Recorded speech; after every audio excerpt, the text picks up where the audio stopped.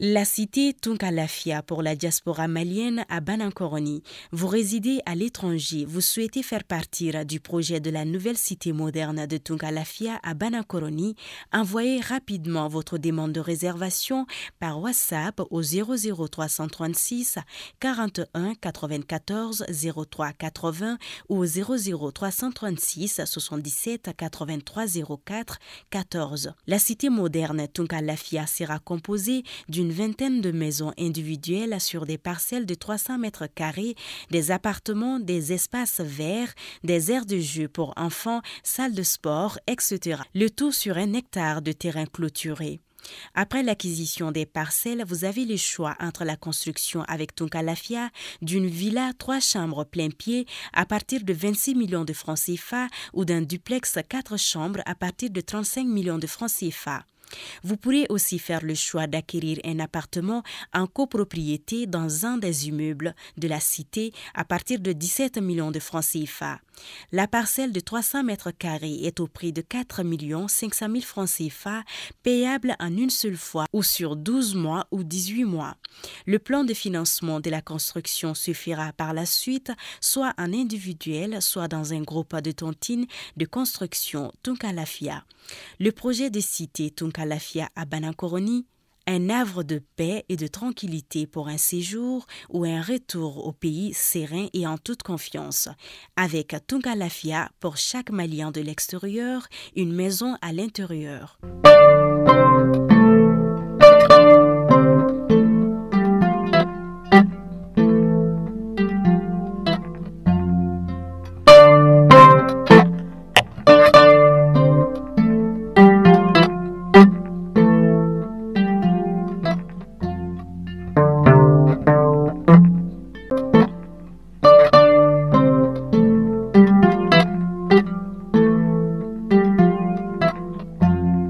Juin kalo kile fila samba fulani muga anisaba ambi au bela jeni fo aka wakati ochukala kuna funi minabo si kala ya mali kuna funi.net ale jabarani sanfe ni watu sili ayo bismillah.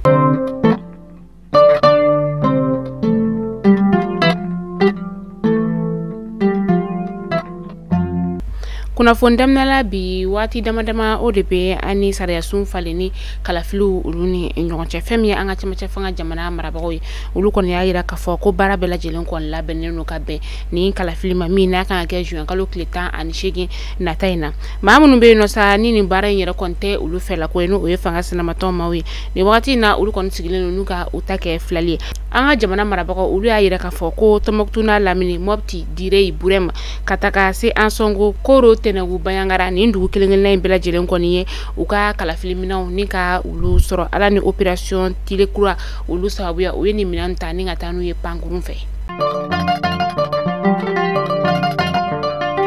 anga chama fanga jamana nyama no ye kolonela Asimi Goita ye kunu juin kalo kile folo samba flani muga ani saba adaga yoro era la kulbaka ulu fe no première session 2023 ni oye conseil supérieur de la magistrature ayo baro koneni ka ulu nundo ni bara yera bela jelen kera ministre mbeno ni ale nyashine be kiri konyo ani bura haramadiya hakew nyashine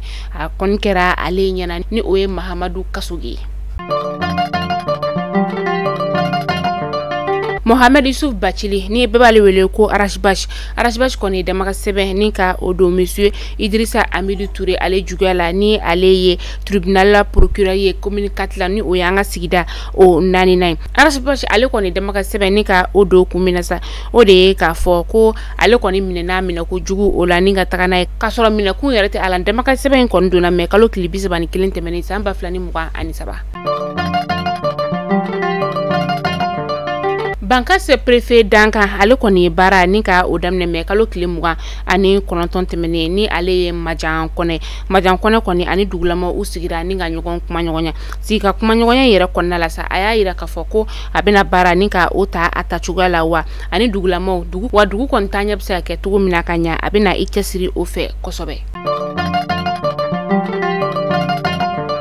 mais kalo kile 30 tɛmɛnen san 2023 lahandi ni ale be bafula be o lamina ni dugulamaw kɔni ye kalanso nin ka o sɔrɔ kalanso saba ka taga se ɲɛgɛn saba o kɔni be ni kalanso ye ale kɔnɔna la ka taa se ɲɛma ale ka so yɛrɛ o ma ale ni jibondo ni bɛɛ lajɛlen be kalanso ye o kɔnɔna la nin baara in yɛrɛ bɛɛ lajɛlen kɔni sɔrɔla ma min fɛ sa o de u ka sifinaka dɔn ni ale ye alman lakɔl karamɔgɔ o ye ale de nin cɛsirin kɛ walasa a ka dugu be se ka nin kalanso in nin ka ale sɔrɔ cogoya min na san 2019 wagati ni sifinaka in kɔni wulila ni ka taama sena kana Bamakɔ o kɔnɔna la walasa kalanso o be se ka jɔ olu ka dugu o kɔnɔna la cogoya min na nin baara in musaka o bɔra baɲumankɛ tɔn dɔ olu kunna ni o ye Warlu Vision ye ale ni Fondation Orange Mali ka dɛmɛ.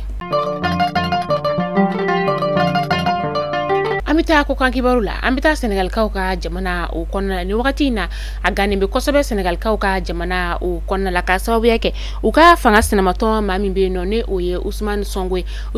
kɔni ale tun be kiritigilamaw olu ɲɛma ni u kɔni y'a ɲangi san 2 o kaso ka tila tuguni ni ka Amadi ni ka o biya kan wari 120 ye k'a kan ka ni ka o de sara ni kɔni ma kɛ fɛn min ye Ousmane Sonko ale ka maaw olu fɛla ko u donna dugu kɔnɔ ni ka tiɲɛni kɛ fantan naani bɛɛ lajɛlen fɛ o ni fintigilakaw kɔni fana karila ɲɔgɔn na. A kunnafoni datuguni l'Américain ka jamana o kɔnɔ u ka jamana ɲɛma ni o ye Joe Biden kɔni ale kɔni prokotora kunu ka to jama la wagati min na sa a ka kɛnɛya kɔni o kun tɛ tentɔ nka a bɛ se ka fɔ ko basima fɛnba o kɔni ma a sɔrɔ a prokotora wagati min na sa o y'a sɔrɔ a n'a ka fintigilakaw olu kɔni tun bɛ ɲɛnajɛ la kunu juin kalo tile fɔlɔ san 2023.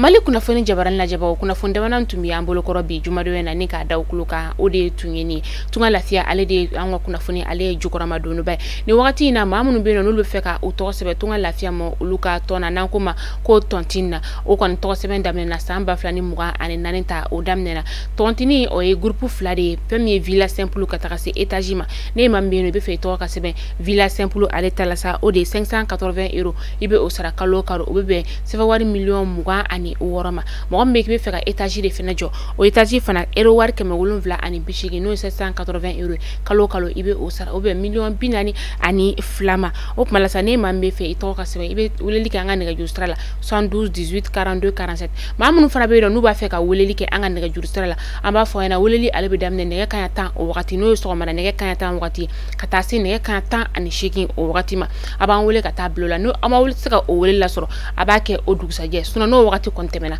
an tɛ sɔrɔ nɛgɛjuru sira o la walima a bɛ message bila an ka numéro WhatsApp kɔnɔ n'an tilala an b'aw ka message an bɛ olu jaabi terrain tɛ maa minnu fana bolo sa terrain bɛ to ka lafiya ma olu bolo Banakɔrɔninkaw fɛ yen nɔ terrain kelen-kelenna bɛɛ lajɛlen titre foncier 15/20 terrain ninnu ye sɛbɛnwari miliyɔn 4 ani 500 i bɛ se k'a dɔgɔdɔgɔnin sara kalo kalo i bɛ euro wari 573 ni ka o bɔ fo ka taa fɔ k'i tilala o bɛ san kelen ma walima euro wari 782 i b'o sɔrɔ o bɛ kalo 18 ma tunga lafiya nana tungaranke olu lafiyali kama aw k'an bɛn diɲɛ waati wɛrɛ.